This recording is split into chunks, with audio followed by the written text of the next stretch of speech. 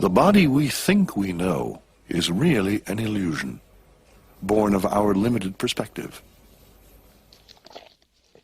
Sometimes, of course, ignorance is bliss. It's not easy accepting the fact that billions of other organisms live on and in us. Most of them are bacteria like these. A microscopic swarm in a drop of sweat. It's our skin, constantly renewed by new cells pushing up older ones. The top layer is made up of dead, compacted cells. Every hour, we shed 1.5 million skin flakes.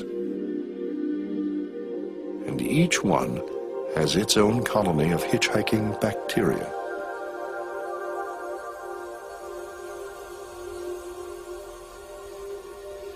The air is full of these small pieces of ourselves and the microorganisms that call them home.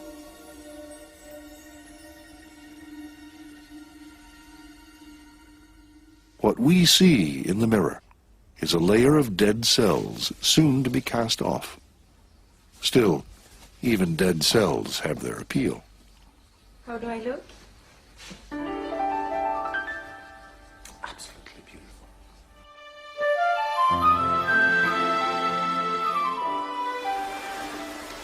When we're finally forced to face reality, we find that dead skin makes up 90% of the dust on our floors, not to mention an army of creeping, crawling creatures.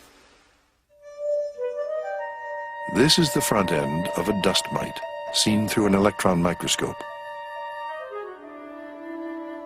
It's about 1/80th of an inch long, impossible to see with the naked eye.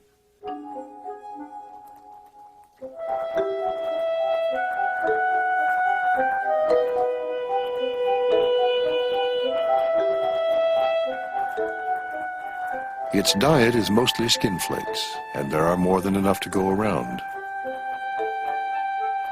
It's a never-ending feast, and we're the purveyors, like it or not.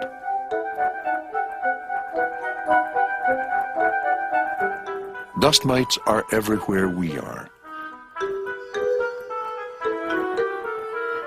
Here we see one of them enjoying his dinner, although his table manners could use a bit of improvement.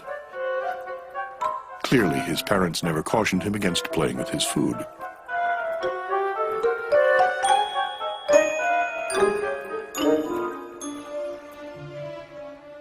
If you think you can get away from dust mites, think again. Even in our beds, they keep us company. They move easily through the weave of blankets and sheets in search of more food. They scavenge when we're awake and when we're asleep. They are insatiable. But why not go to the source itself? Our own skin. Food is everywhere, waiting to be harvested. But before you run to take a shower, consider this. Dust mites are really sanitation workers who help clean up our mess.